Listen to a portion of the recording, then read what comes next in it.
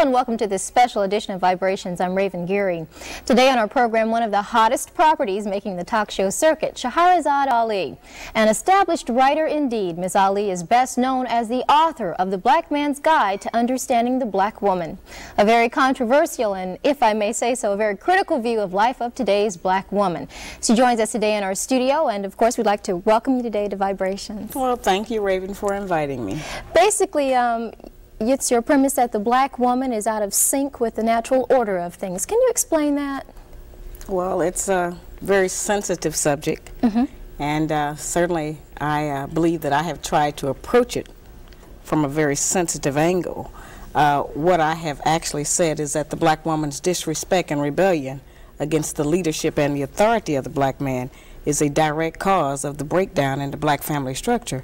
It's not an attack on us as black women. It's just saying that in the breakdown of any relationship, both parties have to take responsibility. And as black women, we have been protected and insulated from any kind of examination about what our share of the responsibility is in the breakdown of the black family. My book represents the first platform, certainly, that the black man has ever had to air his grievances about the black woman, because no one would ever listen to him. They have only listened to us. Can you tell us a little bit about the book itself? What brought you to this point of having to sit down and use your pen to write this book? Well, actually, it was my first book.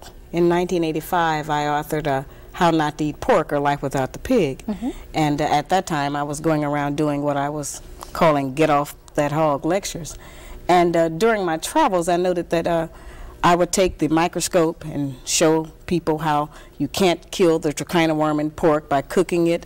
Heat was not destroying the worm, and I would show them, the difference, and demonstrate how FDA was now using radiation to try to kill the worms in pork because cooking was not working, which is what we had always been told. And during that time, a lot of black men were in agreement to get off eating pork.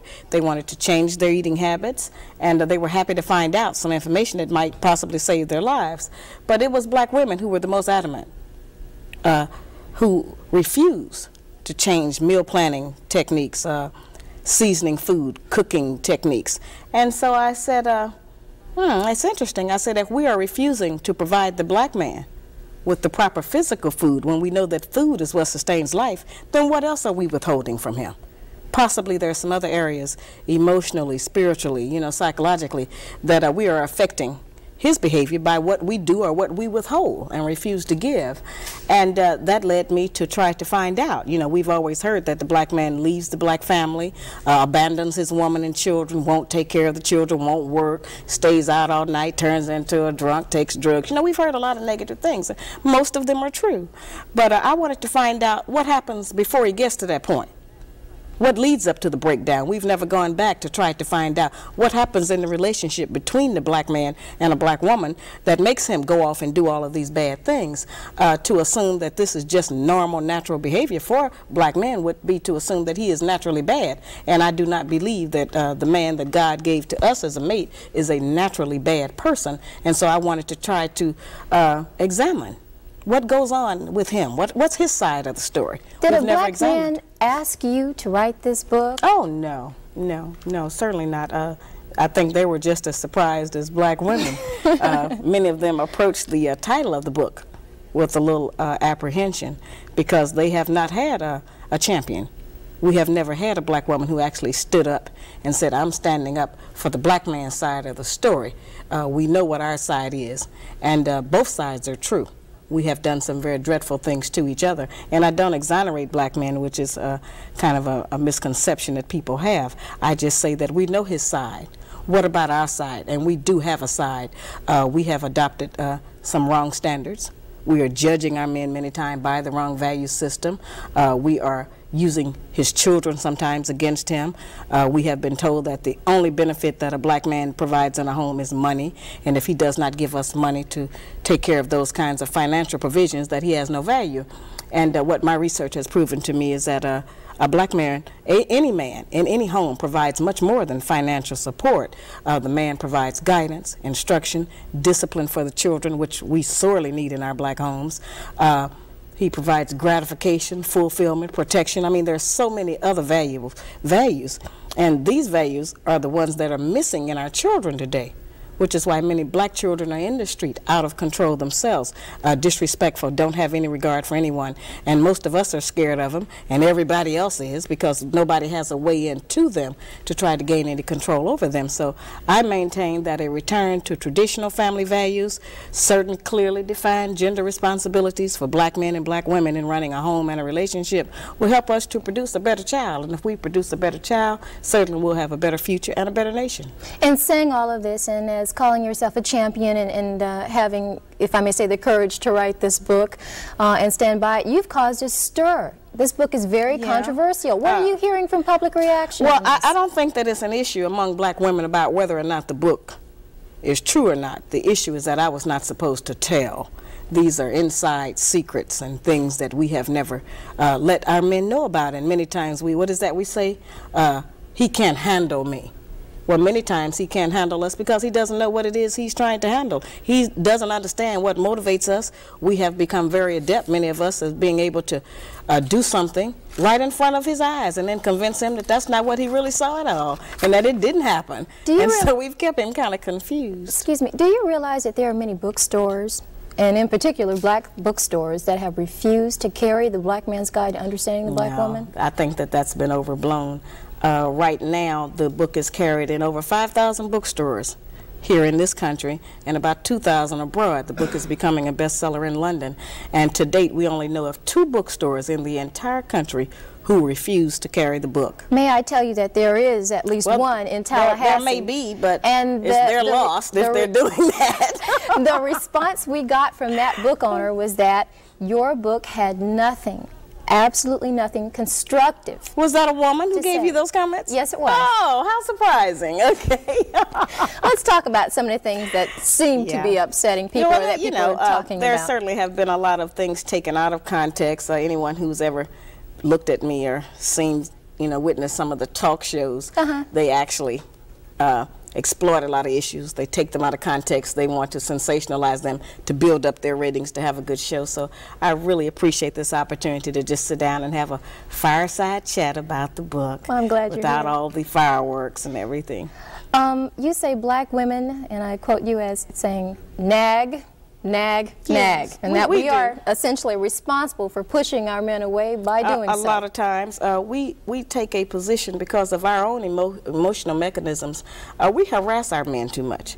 We nag our men too much, and we keep his mind and his head so bundled up and bogged down with all of our personal idiosyncrasies about our day-to-day personal relationship with him that a lot of times we don't free his mind up to go out and to plan sanely for our future and for the future of our children. Many of them come to us every day and they almost have to do a wind test. They don't know what's going on. They don't know who they're going to meet because we have a lot of reactions. We tend to think as black women that a successful relationship and one where we're happy is one where everything goes our way.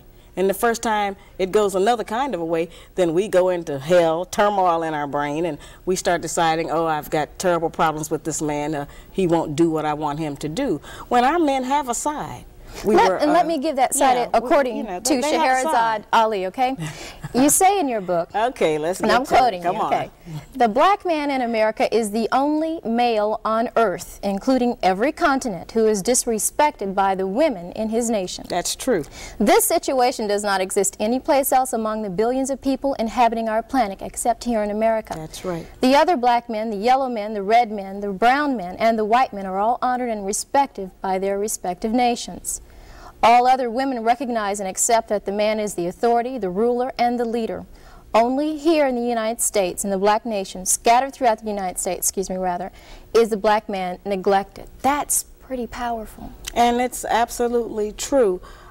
We have been displaced.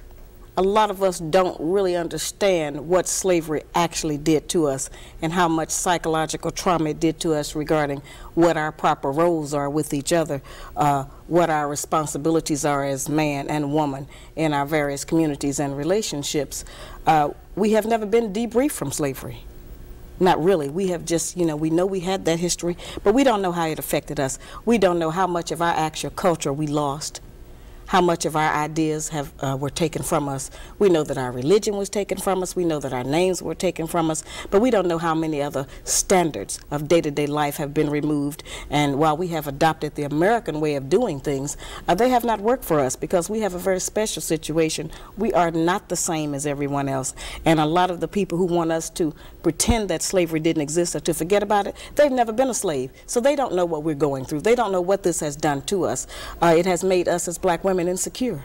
Why not? Well, okay, well, if that's true, why not take up for us? Why not write something that says we need that? We've had everybody to take up for us, and we've always had books about black women, how great and how strong we are, and we are that. I'm just saying that we have used our strength in the wrong direction. We have used it against our men instead of standing up for them. And if we start to support our men and to speak a good word for him publicly, then so many people won't be able to come against him and tear him down, and he won't have to feel so frustrated, and he won't be outside away from us looking for peace of mind with women of other nationalities, because we actually want our own black man. We need him back in our homes, and we want to have one. We're just living in a culture where they're trying to convince us that not only do we not need a man, but there are some other options to having one. And those options mainly are celibacy or lesbianism. There's an old saying that says, charity begins at home and spreads abroad. And Absolutely. In your book you say that we are not bringing up our daughters and our sons in a correct manner to respect their fathers. No, we're not.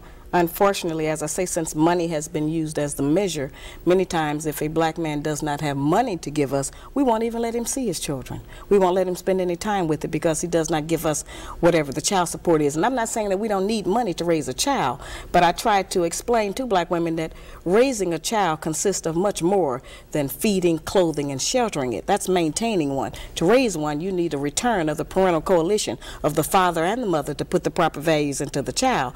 Many of our boys, when we raise them alone, they grow up with the female emotional mechanism.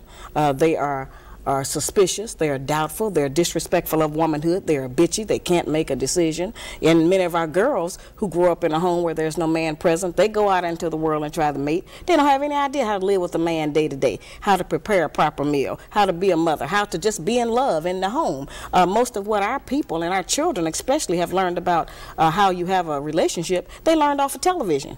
And television doesn't represent our needs. And so a lot of the confusion has come, you know, from outside agencies that we have not recognized just how detrimental it has been to us as a people. Can I play devil's advocate for just a moment? Well, I wish you wouldn't, but I know you must. Go on.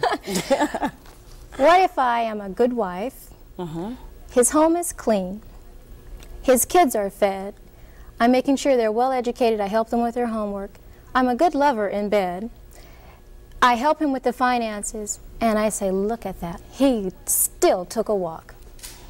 Well, that's something else that's been confused about my book. I advise black men and black women, I certainly tell men that if you are with a woman who you have been with for 5, 10, 15, 20 years, 6 months, 2 weeks, whatever it is, and that woman refuses to cooperate with your ideas, does not want to get with your program of right, whatever it is, then I tell those men, get rid of that woman and get another one. And I tell black women the same thing. If you are with a man that you cannot be in agreement with, then get rid of him and get with a man that you can be in agreement with. If the man you're with is not treating you the way that you want him to, and you feel that you have put in enough time to demonstrate your commitment and your sincerity of efforts to try to make the relationship work, I don't tell people to just stay in that relationship. I'm trying to teach us that we waste a lot of time being angry with each other and being dissatisfied in relationships. Get out of it and get with one where you can be happy. You say that the black woman would like to be a clone of the white woman. Many of us, yes. That's unfortunate. How do you see that? Well, that's something that was almost accidental, I'd have to say. See, the white woman has been the only mentor that we have had of a female. We've seen her every day of our life on television, every magazine, every newspaper, every commercial. You know, it's just been her face, her body, her image, whatever it has been in front of us. And so today we have the results of that. We have black women who are trying to dye their hair blonde, who are wearing blue and green contacts in their eyes, you know, who wear tons and tons of layers of makeup, who have changed their voice, who have hair weaves so they can have flowing long hair blowing in the wind, you know, like Brooke Shields or somebody, you know. And so that's been an accident. And as a result of us doing that, we have also adopted the women's liberation movement goals of wanting to be liberated from the man and have some kind of pseudo-equality, when while that may be true of the white woman and her plight with the white man, that's not really the black woman's business, because we haven't been under the control of the black man for over 500 years. So what do we have to be liberated from him from? Is there something wrong with trying to make yourself look better or more well, appealing? It depends on what standard you're using as being the goal of looking better. You know, if we think to look better is to put on a ton of makeup and have blue eyes, then there's something wrong with that, you know. But if we think that to look better is to certainly get a better spirit in our heart and to work every day to become a better wife, a better mother, better friend, better sister, then those values and attributes alone will make us more beautiful than we are now. How do you feel about the fact that many people accuse you of wanting to see the black woman at a point of submission? Is that where you want to see a black woman in the 1990s? Well, it depends on how you define submission. Those words have a tendency to have a negative connotation for us because of how they were used against us during slavery and what we connect them to. But actually, the kind of submission that I'm referring to just means cooperation and agreement. I don't think that anybody could say that I represent a woman who is subjugated in any kind of way. I don't think that anybody could say that my personality sounds like some man has me somewhere crawling around on the ground or walking 10 paces behind him. So I'm not representing that. I'm representing strength. I'm saying that we have a lot of power. We have power to make heaven and hell for our men. And I'm saying, let's try making heaven. Let's try to build him up. If a man has his woman behind him, he will believe he can do anything. And all we need to do is to get our men to believe that they can do anything. And he'll be able to, you know, do much better than he's doing now and come out of the pitiful condition he's in. As I said, I'm not exonerating him. I'm just saying that all of that strength that we have, let's use it in a more positive way instead of just going for self. You know, nobody told us that all of that being my own person and I'm independent would lead to separation and loneliness. But that's what we had to trade for that. In order to have certain kinds of success, we had to give up the man because we can't find a man who will compete with us on that level. As I said, we say he can't handle us or he's intimidated by the fact I make more money than him. I think that by judging our men on how much money he makes, we have lost a lot of good men. Because as black women, if we decide that all of us are going to just determine whether or not we're going to have a man based on how much money he makes, then won't none of us have no man. Because most black men don't have no money. There are many men not a lot of money. There are many men out there who don't want a woman. That's absolutely true. Who is not gainfully employed. That's true. This works both ways. And one of the things that I have always explained about that, Raven, is that for my lectures, which you know I do all over the country so I can give black people some ease and take some of the hysteria out of our communities that the book seems to have caused, I have security guards, not because of black women. We're going to do just what we do. We're going to fuss and we're going to cuss or do a little something, you know. But I have it because of black men. Because the black man's guide to understand the black woman puts the black man on point. And it reminds him what he has allowed to happen to his woman and his family. Many black men become intimidated. They don't want to take responsibility for their women. They don't want the challenge. They don't want to be put on point. So they become overwhelmed. And it's them that go off. That's why I have security. Because most men know that this book puts the black man on point. It just talks about what slavery has done to the black woman, but it's really telling him what he has allowed to happen. Let's go back to the book for just a moment. According to you, there are 3 types of black women. Yeah, they overlap a little bit. Can you define that just very briefly for us? Well, we have, I kind of number them, I think, as 1, 2, and 3, and I would call them lower class, middle level, and so-called upper class, you know, and we certainly have to acknowledge that we have those levels in our society. We see them every day. That is not a put down to recognize that we have a lower class woman who perhaps lives on the street, who is an alcoholic, a bum, you know, who is outdoors, who is subject to abject poverty as a lack of, because of a lack of education and proper training and personal hygiene and other kinds of information. She exists, and we need to reach her and try to raise her up differently because many of these women have children, and we have to be responsible for them. We have the mid-class women who are the number 2s, and they're kind of average. They try to do better than the lower level. And then, of course, we have the number 3 class, which is the so-called successful, you know, black woman who is tripping about the fact that she generally has a big job and a credit card or something, you know. But don't you want to see black women accomplish something? Yes, I absolutely do. But if we can't accomplish saving our race, then we have not made an accomplishment. We are looking at our man become endangered. He's already endangered. Over 60% of us are single, widowed, separated, or divorced as of last year. And so we're not together. And there is one monolith in the black community, Raven. If we don't reproduce children, then our nation, our race is going to die out here. And so we sometimes tend to look at black men and say, yeah, they're in this bad condition, and we act like they're going to die out and we're going to live on. But that's not the way it's going to go. If the black man dies, all of us are going to die, because he actually is the backbone of our nation. We can't produce a baby by ourselves, and going into other nationalities still just erases, you know, our nation. And I'm trying to get us not to do that.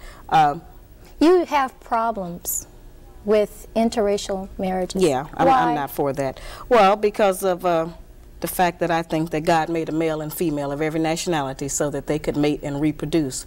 And I think in our particular case, a lot of us try to run to what I call race denial by trying to marry into other nationalities to try to get away from our own heritage.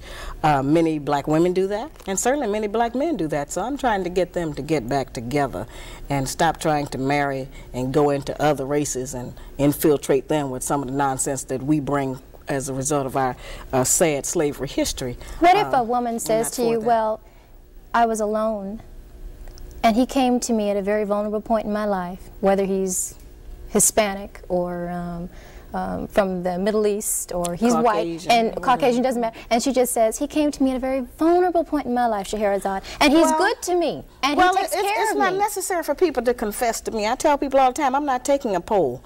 This book is about self-examination and personal development, and if after reading this book she thinks that she is still in the right place, then I don't have any control over that. I'm not out here as a judge. As I said, I haven't set myself up to say I'm the perfect black woman, everyone should be about me. I have the same problems that all the rest of y'all got. I'm just trying to work with it, and this book is so brutally honest. We've never had anybody just straight talk to us about our personal problems, what happens inside the black home after the door is closed. And we have had a tendency to think that it's some kind of secret, that nobody recognizes, that we don't get along. And we tend to think that somebody is going to pick this book up from some other nationality and think that all black women are like the women that I describe in this book. That's totally impossible, because the things that I describe are visible and they're audible. You can see them, or you can hear them. So nobody's going to mistakenly think you do these things if they don't see them or hear them coming out of your mouth or out of your actions. You know, so there's no danger of people thinking that all of us do this. Shahrazad, there are a lot of women out there who think you don't like us, you don't like black women. Oh, yes, I do. I love black women. I'm a black woman myself, and I got 5 daughters and 4 sisters, so that would, you know, be ridiculous of anybody to assume that. As I said, we have just never had anybody challenge us on our behavior. We've never had anybody to say, well, let's look at what we do. We know what he does, and he's wrong in a lot of what he does. But his wrongness, his guilt, does not ensure our innocence. We have a share in the problems that we have in the black community. And just because we are dressed up and have a job does not mean that we don't practice some aberrant behaviors that end up infecting our homes and breaking up our relationships with our men and helping to hold him down. That's all I'm saying. So everyone can look at themselves. Every man can look at his own woman. You know, this book has brought a lot of people together. This book has reunited a lot of couples who now understand what happened in their relationship. It's required reading in 15 historically black colleges and 10 white colleges. Everyone must study what slavery did to the black woman. We have never looked at it as an independent study. May I ask you, on what do you base your information? Just research, being a black woman myself, living here in the country, and I interviewed over 3,000 people. I interviewed 379 black men who were married to or dating white women, over 100 black women who were married to or dating white men, and a little over 2,000 black men and over 1,000 black women. And what I found is that we don't have a control group. There was no point in me listing all of their names, because we don't have one set of Negroes that we could point at and say, okay, well, this particular group is not affected by slavery. All of us are affected by it. We just have not been able to identify the manifestation of that behavior and be able to trace it back to what the root was and how we got that way. A lot of the behavior we practice because it's trendy, it's popular in this country, and so we think that that's just the thing to do. Do you fault the black man for anything? Yes, absolutely. Briefly, I fought him for lying. For lying? Yes. About? all kinds of things. He won't tell us the truth about his life because he knows that we can't handle the truth. And so he will lie to us about his activities and his life because it preserves the peace for him, he thinks. But we know that lies don't build a relationship. They create doubt, suspicion, and fear. And then we exhibit those behavior traits. And fear in the female is always translated as hostility. And so, see, it's a locked-in circle that I'm trying to get us to look at, how these things are connected and what they produce. A lot of the anger and frustration we have at each other is really not even at each other. It's about our conditions. It's about something that's almost been genetically sent down through our womb because our men were not able to protect us. They were not able to keep the slave master from snatching our babies out of our womb, to allow us to have food or clothing. A lot of different kinds of things that happen to us that just make us tremble. They make us frightened. And so now it's to a point where everything that the man does, we have our total emotional balance, our self-esteem, our self-respect, everything that we stand for as a female, we have it tied right now to our men's genitals. And it depends on what he does with those about whether or not Let's talk about that for just a moment. See, this is an intense topic. Yes, I just never get a chance to explain it. One thing that I read over and over again in your book was regarding infidelity. And let me just make this here. You say in your book, there is no history of the black man settling down with one woman and never desiring to have another, before slavery, during slavery, or after slavery. The black man has never been recorded to have just one woman. Right. Well, I think there's some actual facts we can look at on that. Monogamy has failed for the white man in America. But this is like saying it's okay. It's not me saying it's okay. This is how they're living. I'm giving you the history of what their life is. Black men haven't been waiting on me to tell them it's all right to have more than one woman. Neither have white men. You know, this is just what they do. I'm not talking about fornication and adultery. I'm not talking about one-night stands and running around rampant with other women. That's not the kinds of, when I say more than one woman relationship. I mean that before we came to America, our men had more than one wife and family. And we were satisfied with it because we had not met the monogamy idea. We had not met the American white woman who, you know, insists on certain kinds of values in her man. We had not learned envy and jealousy. All right, after coming here, those kinds of ideas were bred into us because of society and the mores that the Americans made up here. And so then we started to have problems with that. But I think that since it is apparent that most of them, not all of them, it's certainly up to the man, do love more than one woman. I got tons of mail. A lot of black men write and tell me that they have had two women for 5, 10, 15, and 20 years, and they can't even get the women to speak to each other. Sometimes they have two families, would I want two sets of children. But Shahrazad, would I want to talk to a woman who's sharing perhaps the bed and the money and the social life with who I would deem as my man? If you want to deal in reality, and if you are not insecure, and if you don't think that that robs you of something, you would want to know them. If he loves her, you certainly should want to know her. There are a lot of black women out there who say, oh, I know they're mad about that idea. I understand, you know. That would never hold water. Wait a minute, that's not easy. And that's a frightening thought to most of us. And I don't like that. I'm not for that. I'm in agreement with everybody else. Our men ought to just have one woman. But that is not the reality. I'm trying to get us to deal with some reality for a change. Stop dealing with fantasy. Stop dealing with television. Stop dealing with imagination of how we wish things were. Let's deal with them how they are, what it is, present tense. And but if we because deal that's with that, happening doesn't mean I have to like that or want to accept that. No, that means that you can live in hell. That means you can live in doubt. That means that you can always be checking on your man. That means that you can be insecure and be, you know, tearful. And that means you can be disappointed when you find out the real truth. And you don't want to have that in your life. None of us do. But in order not to have that, then we have to deal with some reality and recognize that men are not limited in the way that women are. Men are able to love more than one woman. I'm not talking about, as I said, just a random sexual relationship of fornication and adultery and all of that. I mean that there are many black men who have children by more than one woman. What is to become of those children? They need their father. Now, you say that once these relationships don't work, and they start breaking up or things start going bad at home, you say, she will cry and seek sympathy.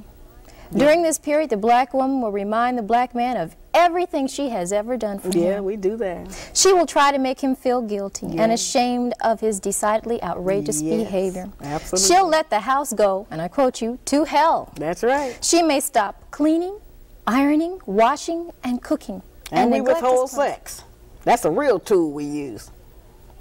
We do that. But if you would cheat on me or walk out on me... Well, see, that's what I'm saying. We have to get into definition. Who told us that was cheating? Where did that idea come from that that's cheating? And I'm not saying that a lot of men are not just running around. I'm not talking about that. But if a woman finds out that her man has been with a woman while she's been with him for 3 or 4 or 5 years, that's a serious commitment and relationship. And if it hasn't taken anything from me, if I'm not going short of anything, and if this is what he thinks his responsibility is, then what kind of hell are you going to go through to prevent that? Since we cannot stop him, we have not been successful. The white woman has not been successful in stopping the white man from having another woman. They call them a mistress. We pick up a lot of that terminology. But a man who has 2 women, that's not necessarily a mistress. That's just his other woman. Now, we got 2 choices. We can be the woman or the other woman. We don't have but those 2. Now, I know we don't like that. I don't like that. You know, but that's the reality of our life at some point. Now, it's up to the man. But every man doesn't want 2 women, but those that do, they're going to do it. What about our morals and our religion? Whose religion? Whose morals? Not our religion, because we're not practicing the religion of black people anymore. That was taken from us. We don't have our morals anymore. That was taken from us. So whose idea are you representing when you stand up for those values? Not ours. Somebody else's. Some other nationality. And it may work for them. But it doesn't work for us. It hasn't worked for anybody, really, but nobody wants to deal with the truth. Monogamy was only created because of the economics of it.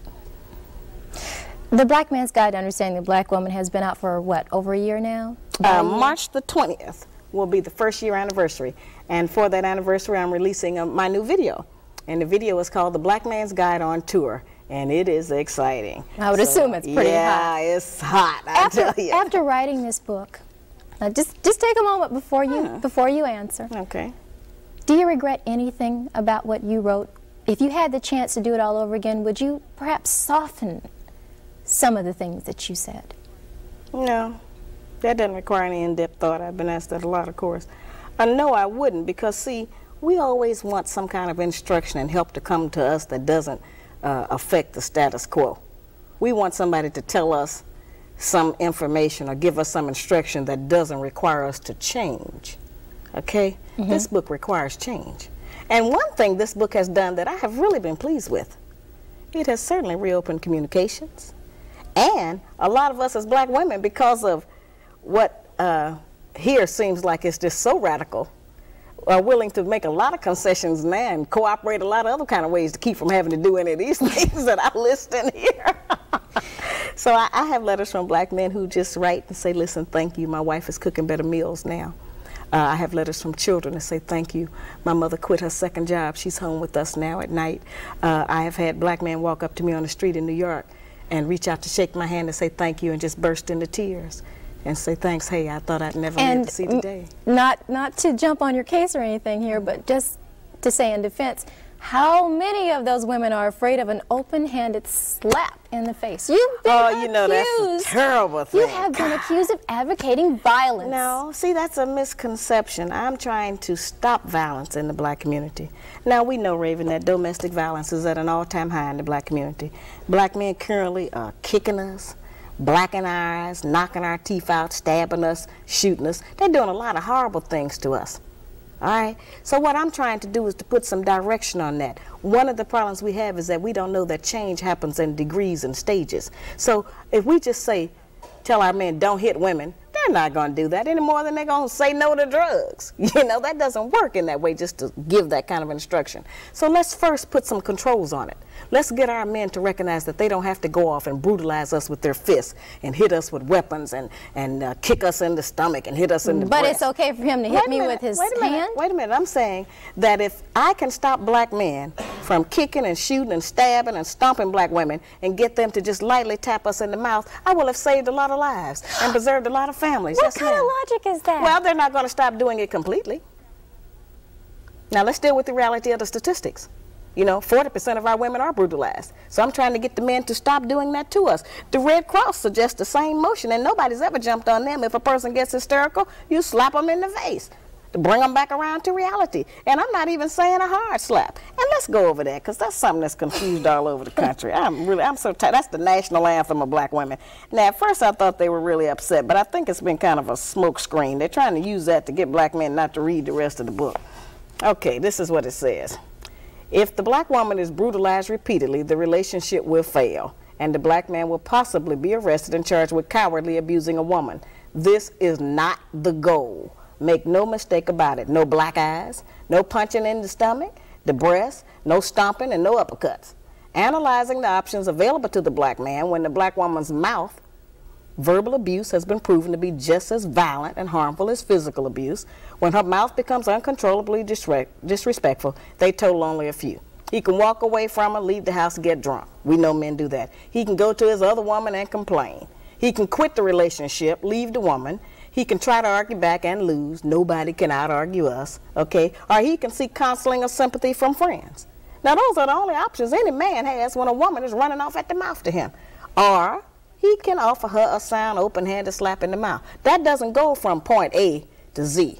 There's a lot of other options in there that our men use. I'm just describing what happens. Ordinarily, when he gets to that point 6, it's not a slap, it's a brutal hit with a fist. I'm trying to stop him from doing that to us. But and I'm trying to get us to control it differently. No kind of violence should be advocated. Well, that's not advocating violence. The violence is already going on. I'm trying to stop it. I'm trying to put some controls on it. Shahrazad, and that's something that people don't understand. You are a mother. Yes, I have 12 children. How would you feel if your daughter called you at 2 a.m. in the morning and said, "Mom, he hit me"? Now, you're a mother now. You're a mother. Well, I'm not emotional like that. I'd have to say what happened. Put him on the extension and let me find out what happened. There are many women out there who would like to know, are you married? Of course I'm married. Yeah, you know I'm with being with a man. I'm not ashamed to say I need a man. No, I need a man. I'm one of those with men. I have to have a man. I am not ashamed of that. My first husband died in 1985, unfortunately, of a heart attack. And I have a new husband now. And I've given the children to him, and we're raising them. And he's a very beautiful man. He's not afraid of me. He's not intimidated by me. And he knows me, and he has read the book. Okay? He is in agreement with my campaign. And all of my sons are in agreement with this. I have 7 sons, and they are very beautiful and very talented, and it's very interesting to see how, as a result of me teaching them differently, the girls that come there, they don't run the same game on them. You know, like they can't come into our house with the mini skirts on. Mm-hmm. They can't come in with the skin-tight clothes on. You are Muslim, may I add that? Oh, of course, okay. But I'm not teaching our people religion. Okay. They already failed that course. I wouldn't dare try to teach black people religion. But does that influence the way you Well, Islam influences your everything that goes on in the black community, because that's what we were before we were brought here as slaves. So yes, it certainly has influenced my life.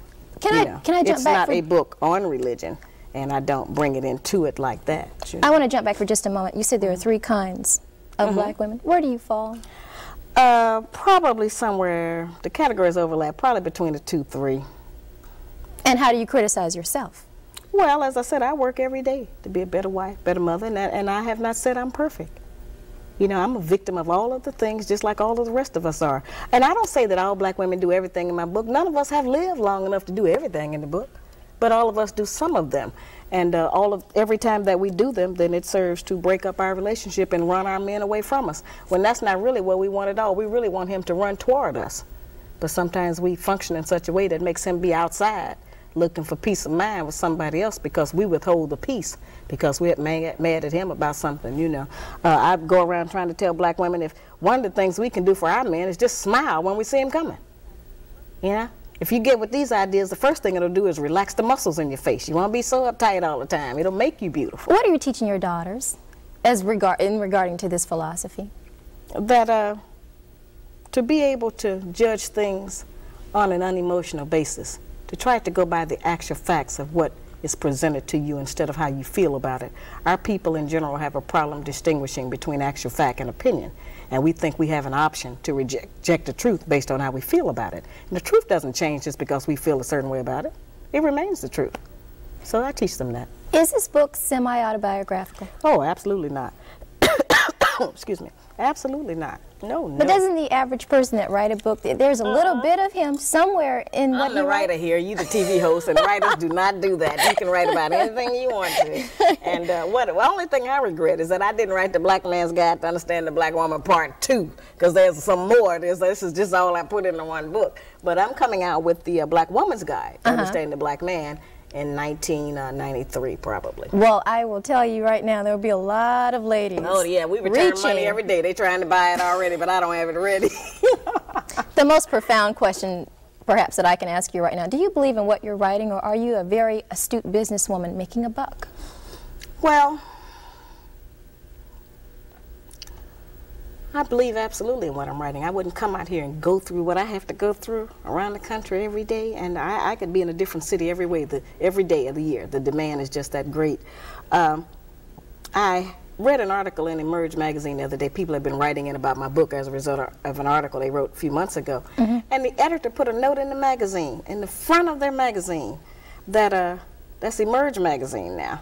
That's supposed to be black people coming out and so forth. They put a paragraph in there that said, we have been still getting letters on Shahrazad Ali's book, The Black Man's Guide to Understand the Black Woman, but we're not going to publish any more of them because we have decided that the book has made enough money. I thought that was the most ignorant remark. So I told my secretary, get him on the telephone. So I got that nigger on the phone. I said, has IBM made enough money?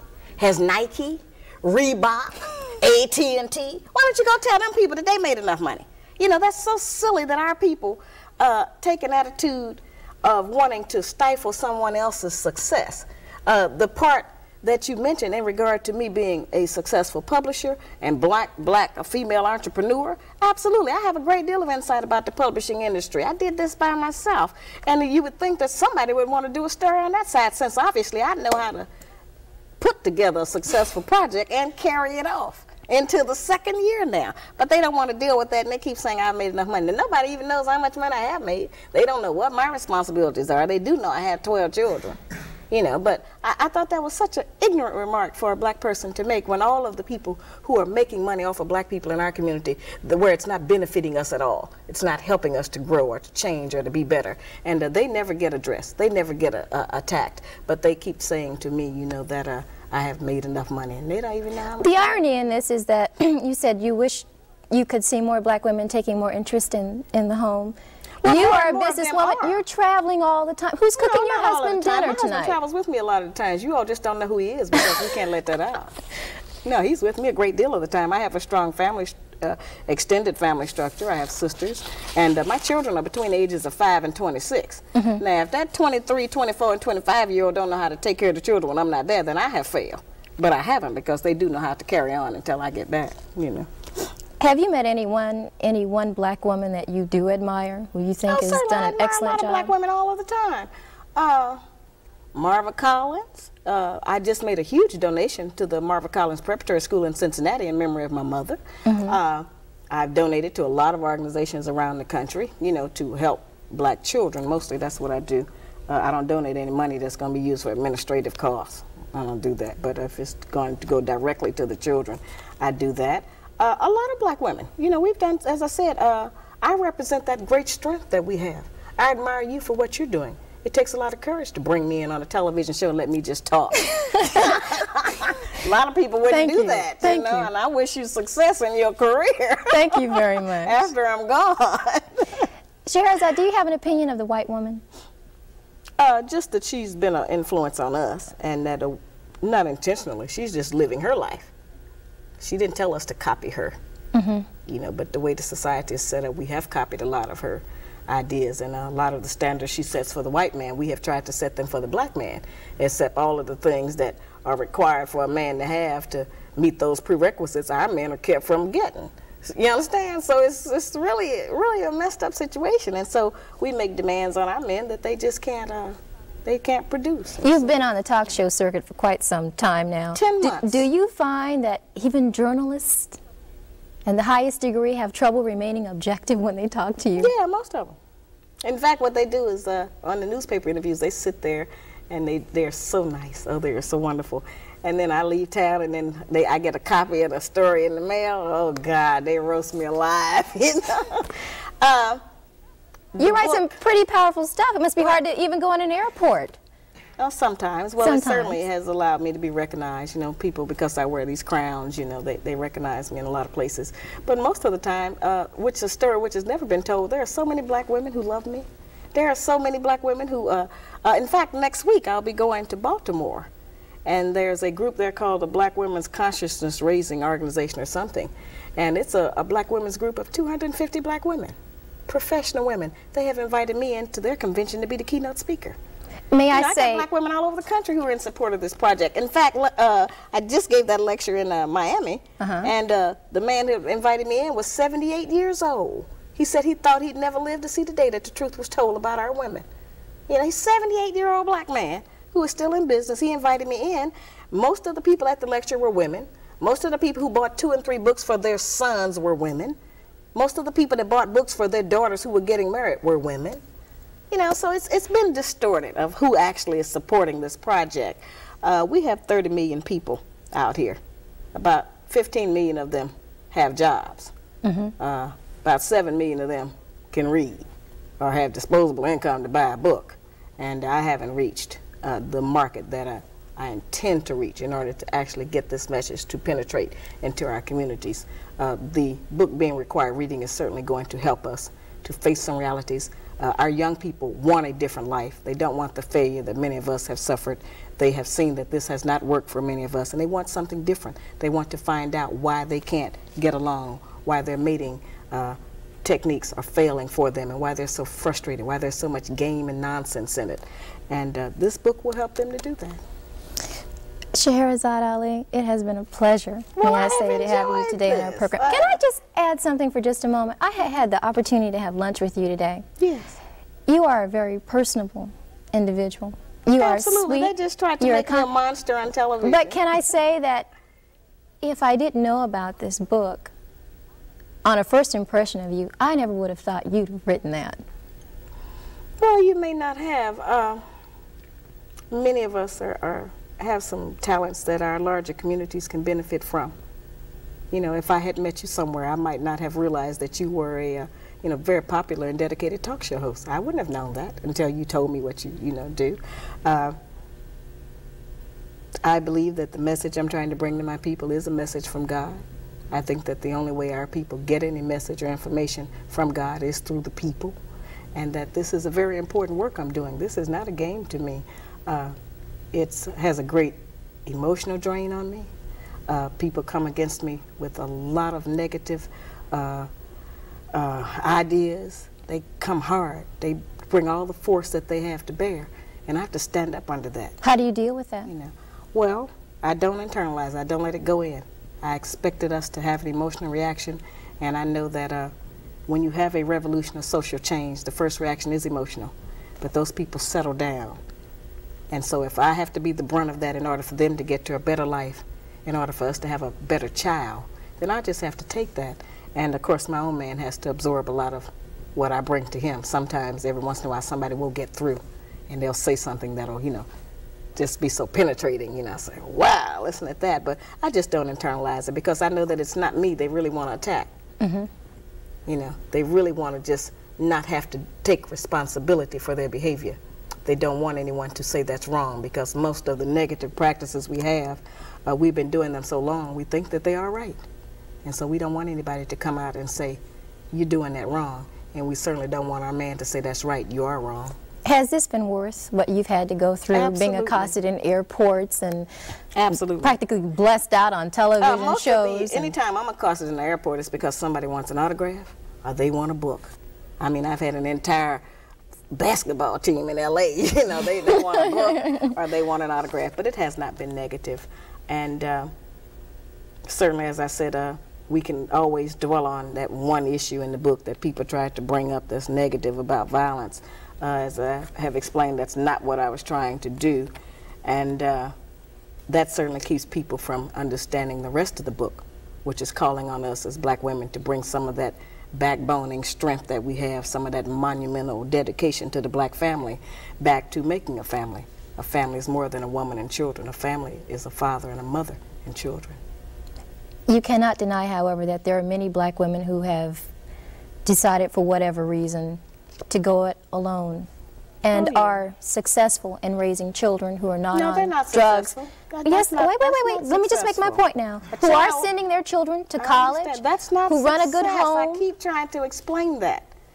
Feeding and clothing and raising a child and making sure it's not on drugs and it goes to college, that doesn't guarantee that child any emotional success in their relationships in life. That just means they may be able to get a job. See, we have to look at even what the success standard is that we're talking about. That's not necessarily success. That doesn't guarantee us success. If we can raise up an emotionally stable child, one who knows how to carry on our black nation, who knows how to be a good mother, and still perhaps contribute to the outside community, if we can raise up fathers who take responsibility for their children and who know that their presence in the home is a needed one if we are to survive, there are a lot of other things more important than us just getting a college education and a job. That does not guarantee the success of a nation. That guarantees a personal financial success, which is not the only thing that we need to revive our black nation. Let's talk about the future just briefly. What's up next for you? The video, The Black Man's Guide on Tour, which is coming out March the 20th. And hopefully by Christmas we'll have it completed. I'm working on a prototype of the Shahrazad doll. And the Shahrazad doll is going to be a little doll with a little lady with a little crown on. And she'll be holding a little black man's guide. And when you punch her on top of the crown, she'll give you a positive message. I love that. When I thought of that, I sat straight up in the bed. But she's going to do that, and I've been asked to come into the elementary schools more now. And so I'm starting to, as I said, if I could work every day of the year, there's a request for me to come out and talk to our people because they want some relief and they want some explanation. And most of our people are intelligent enough to know that just because of the popularity of this book, you know, our educational class has failed us because all of them together have never been able to bring one agenda to the forefront of our nation where all of the people are dealing with it, like this book has. The Black Man's Guide has succeeded in doing that. Our people are dealing with this all across the country, and it's becoming a crossover book. The white man says it's starting to help him with the white woman. So they're going to be in trouble too. It's not just us anymore. You will be going to Africa very soon. Hopefully, Nelson Mandela called me and he invited me to come there to Johannesburg. He says that they have a similar problem with the black women in South Africa and that many of them try to marry into the white race because they think it provides them with better benefits than staying with their men who are suppressed, you know, under the apartheid system. And I have been invited to London, of course, where the book is becoming a bestseller. I've even been invited to Ireland. They don't even have no black people there, but they say they want me to come over there and talk to the white woman. You know, I mean, I haven't been, this is a global project now. I just can't go everywhere. I don't have the energy all the time, and I can't keep dragging my children and my own husband, you know, he's got some things he's doing that I, you know, have to work with him on. And so, but I try to, who I want to work with actually is the black woman and the black man here in America where I live. That's where I'm really doing my major work. And if I go anyplace else, it'll probably just be live remote television, you know, to someplace else, but I don't know if I'm going to really have the time to travel to those other places. Did you know when you wrote this book that it would take off like this? I suspected it would. It's new information. We've never had it. This is brand new information, and no matter what anybody else ever writes about relationships, this is going to be the standard by which it will be judged. I want to talk just a moment about something that I saw recently on television. Everybody has taken the opportunity to make their poke at you. Oh, yeah. Did you see, by chance, the skit that was done on In Living Color? Yes, I saw it. What did you think about that? Well, you know, the phone started ringing off the hook. People were calling me from all over the country to tell me, did you see Living Color? And nobody knew how to react, you know, because they didn't know what my reaction would be, and they didn't know if I was going to go off, you know. I can walk around with a loaded gun sometimes, so they didn't know, you know, if it was going to be, you know. So I thought that was hysterical. That was the funniest thing I have ever seen, and it was a compliment because they could not have done that and been successful if they hadn't assumed that everyone, first of all, knew who I was familiar with the book. So, you know, that was excellent penetration, I felt, of the media. I had reached some goals. And I called him to thank him and told him that I wasn't angry. He wasn't sure if I was or not, but I just thanked him and I sent him an autographed copy of the book. That's all I did. But I thought they had me down pat, I have to say. Even your family thought so? Yeah, my son said, Mama, it was just like you. So we taped it, you know, and we have, it's been on a couple of times since they aired it because of demand. And we have it at home, and it's certainly one that we get out a lot of times when company comes if they didn't see it, and we play it because it was so funny. But it was just a takeoff, and so many people have been able to earn money. You know, this book has put the black bookstore on the map. It has allowed a lot of black bookstores to open up other branches of their bookstores. A lot of people have testified that they have bought cars, put their children into the first year of college just with one book. You know, we can't ignore the economic base that this book has put into the black community. The first 6 months it was out, I only allowed it to be sold in black bookstores. But then as I did more national television shows, we didn't have enough bookstores to carry it that were in the mainstream of cities, and so I started allowing B. Dalton, Walden, and Encore, and all of the other chains to carry it. But it has done a great deal for the black community in regard to being an economic base. And I would think black people would be happy to have something else to sell other than Avon and Tupperware. Since those are not our products, you know. Let's just briefly, we're just about out of time, but I would like you to leave us here in Tallahassee, Florida, and the surrounding areas, the surrounding counties that can watch this program. What are some words of advice or wisdom or according to Shahrazad Ali? Just the only wisdom that I can leave you is the information that's already recorded in most of our holy books, and that's that God made the man and woman to be together in unity. And so it is impossible for us as black women to attend church and say that we love and worship God when we disrespect our own man, who is in the image of God, because God is a man. And our men may be the closest representative of that kind of masculinity of God that we ever meet. And that we should stop using our children to punish our men. We should stop disrespecting our men in front of our children. Sometimes we talk badly about them. It makes the child get a different idea about the father just because of our personal relationship. And that we should start trying to be a little bit more patient, tolerant, and courteous. And those are some attributes that we have kind of gotten away from because we're on this speed thing of trying to make a living. And as I said, I'm not saying that he's right, but if we become better women, he's got to become a better man. Shahrazad Ali, thank you so much. This has been a very interesting this. I know your people are going to love this. Nobody ever gets to hear me talk this much. All right. Thank you so much for joining us today on Vibration. Well, thank you for inviting me. That's our show for this week. Thanks for joining us. We'll see you again next week. Bye-bye.